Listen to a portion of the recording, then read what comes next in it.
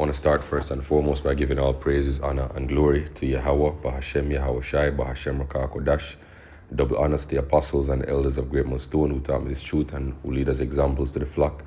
Peace and blessings to the elect men out there pushing his word, in sincerity and in truth. And of course to the rest of the believers, the large multitude, the men, women, and children, whom the Lord has foreordained to receive mercy in these last days. Shalom.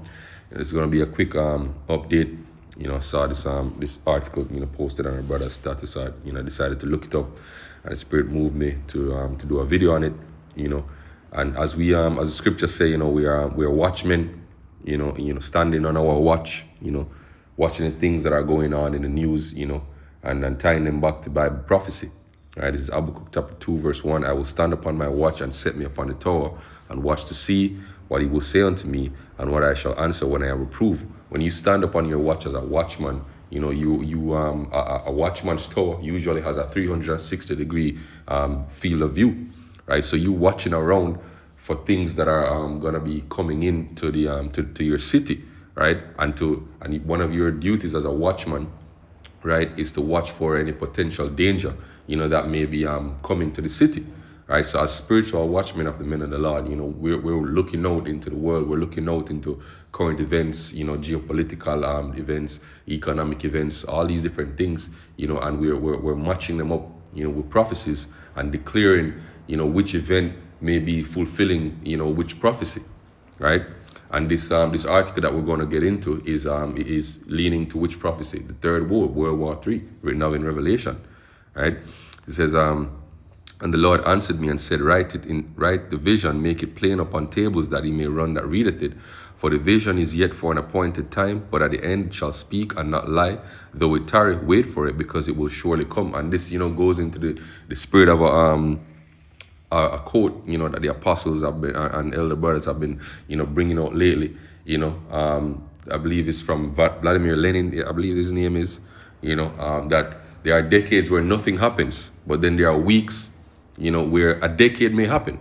So though we may go through a long period of time where it seems as if the prophecies, are not coming to pass, there's gonna come, times where it's going to be prophetically active. The one thing happening after the other, right? Things can change overnight. We saw that with the pandemic a few years ago. Things changed overnight. Your day-to-day life changed overnight, right? So it's possible, for your life to change overnight. So you have to keep that in mind, and be ready, right? For such a time, as you think not, the prophecies can come to pass. This is Ecclesiasticus 39 and verse 1. But he that giveth his mind to the law of the Most High and is occupied in the meditation thereof will seek out the wisdom of the ancient and be occupied in prophecy, right? So that's the mindset that we should be in, constantly watching out for the things that are happening, even though there may be a lull every now and then, that where they seem like nothing is happening. You got to keep yourself sharp. You got to keep yourself in the spirit. And how do you do that? By constantly laboring, by constantly reading the scriptures, constantly praying, watching brothers' videos. So you stay in the spirit, even if there are not things happening in the world that may be exciting, that may move you to do a video. You still have to remain on your toes, remain awake, right? So this is from CNN, right? And it was posted just a couple of days ago, November 18, 2024, the hopeful year of Jacob's trouble. It says stockpile diapers, medication, baby food, NATO members, Sweden and Finland advise citizens on how to survive war, right? Sweden and Finland have updated their guidelines to their citizens on how to survive war as NATO allies bolster defense measures against the backdrop of the Ukraine conflict. And what's happening right now is that Ukraine has been given the go-ahead, by America and the West to use long-range missiles supplied by the US, right? And Russia has updated their military doctrine to say that, hey, if we're threatened by Ukraine because of these long-distance, missiles, if we feel threatened, we're going to use nukes. Right, so the possibility or the eventuality of World War III is more and more coming to pass every day, right? Both nations joined the transatlantic alliance in the past 2 years after Russia invaded its neighbor. Many countries have since ramped up military spending to bolster long-term security in the region. And as we read that, they're saying that they're ramping up military spending. That reminds me of this precept that I have on deck, Joel 3 verse 9, proclaim ye this among the Gentiles, meaning all the nations, right? Prepare war, wake up thy mighty man, the mighty men, let all the men of war draw near, let them come up. Beat your plowshares into swords and your pruning hooks into spears, let the weak say, I am strong. Right? So this is nations spending more money on the military, right? This reallocating funds that may be towards agriculture and food toward military spending, bolstering their military defense, right? Let the weak say I'm strong. I believe it was just recently, in the past couple of weeks, India announced that they tested their first hypersonic missile. I think it was 5 times the speed of sound, Mach 5. Right? And only a handful of nations have that, right? The US, China, Russia, and now India, right? Let the weak say I am strong. Assemble yourselves and come, all heathen, and gather round about. Thither cause thy mighty ones to come down, O Lord. And that's the angels, yo, right? Because World War III is going to be concluded by Yahushua and the angels when they come, yo. Yahushua said, I am come to set fire on the earth. What will life it be already kindled, right? Let the heathen be awakened and come up to the valley of Yahweh Shaphat, which is Yahweh's judgment, which is over there in the Middle East, which is going to be one of the biggest centers for this war. For there I will sit to judge all the heathen round about. All right, let's get back to the article. So it says, booklets distributed to millions of households in the Nordic nations include instructions on how to prepare for the effects of military conflicts, communication outages, power cuts, as well as extreme weather events. Why extreme weather events? Because there's going to be weather warfare, yo. There's going to be atmospheric warfare involved in this war, yo. Right? Nations have been using technology to alter the weather for decades now, right? So best believe meteorological or weather warfare is going to be a part of this new war, yo. That's why they're specifically singling out extreme weather events. From stockpiling bottled water, sanitary products to grow edible foodstuff at home, government authorities offered tips on how residents could sustain themselves in the event of war. The brochures also include advice for parents and caregivers instructing people to preserve diapers, medication, and baby food. Right? The Swedish government will distribute, if crisis of war or war come to all 5 million households over a 2-week period from November 18, according to Swedish Civil Contingencies Agency, a government agency that compiled the pamphlet. The 5th version of the Swedish brochure, which was first published in World War II, will place greater emphasis on preparing for war, right?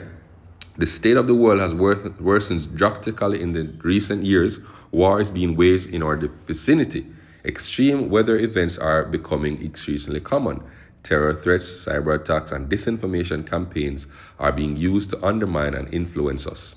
To resist these threats, we must stand united and take responsibility for our country, going down.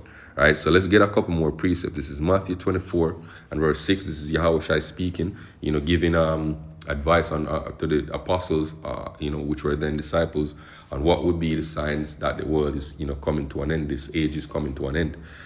And ye shall hear of wars and rumors of wars. See that ye be not troubled, for all these things must come to pass, but the end is not yet. Right, because we know that the mark of the beast, which is the RFID microchip, right, must be forcibly implemented before World War III kicks off, fully. For nation shall rise against nation, kingdom against kingdom, and there shall be famines, right? Which is why they told him, stock up on food, figure out ways to grow edible food at home, right? Kingdom against kingdom, pestilences, earthquakes in diverse places. All these are the beginning, of sorrow. I wanted to specifically end on this one, Luke 21, verse 25, and there shall be signs in the sun and in the moon and in the stars upon the earth, distress of nations with perplexity, and the sea and the waves roaring. The sea and the waves roaring is speaking about the people, yo. Right? So let's go into that word perplexity, that brothers always go into, but, we're definitely we're gonna go into it again. Repetition is the father of skill. Strong's G 640. Aparia. Which means a state of quandary. And when you look up that word quandary or quandary, in the dictionary, it says a state of perplexity or uncertainty over what to do in a difficult situation, which is why, the Swedish and the Finnish government, are trying to educate their citizens on what to do, in the state of a war, right? The state of one who is in perplexity. And if you go to the root, etymology here, apareo, right? It says what? From a compound of G1 as a negative participle on the base of G4198, to have no way out, i.e. to be at a loss, doubt, be perplexed, to be without resources, to be in straits, to be left wanting, to be embarrassed, to be in doubt, not to know which way to turn, right? So that's exactly what's going to come upon the earth, yo. People are not going to know what to do. They're going to be without resources. Because even if you stockpile, people are, the scripture speak about people invading, each other's house to take what they have. Motherfucker, let's get that. Let's get that, right? This is 2nd Ezra chapter 15, right? I believe it's somewhere around verse 18. Let me just jump to it, right? 2nd Ezra 15, I'll just go straight to it, verse 18. For because of their pride, the city shall be troubled, the house is destroyed, and men be afraid. A man shall have no pity on his neighbor, but shall destroy their houses with the sword, and spoil their goods because of the lack of bread and for great tribulation. All this is going to happen, during a time where food supply is not sure, right? Reading on in Luke 21 and verse 26, it says, men's heart failing them for fear and for looking after those things which are coming on the earth. Let's read those two verses in NLT, and we can wrap there, like Luke 21 verse 25 in NLT. And there will be strange signs in the sun, moon, and stars, right? And here on earth, nations will be in turmoil, perplexed by the roaring seas and strange tides. People will be terrified at what they see coming on the earth, for the powers in the heavens shall be shaken. Then everyone will see the Son of Man coming in a cloud with great power and great glory. Right? So when all these things begin to happen, stand and look up, for your salvation is near. Because we know that, as we said before, right, that World War III is going to be concluded by Yahushua and the angels coming to put an end, to these nations' rule, right, and to set up, the kingdom of heaven, as it says in Daniel chapter 7 verse 18, right. So with that, hopefully this lesson was edifying. Till next time, shalom.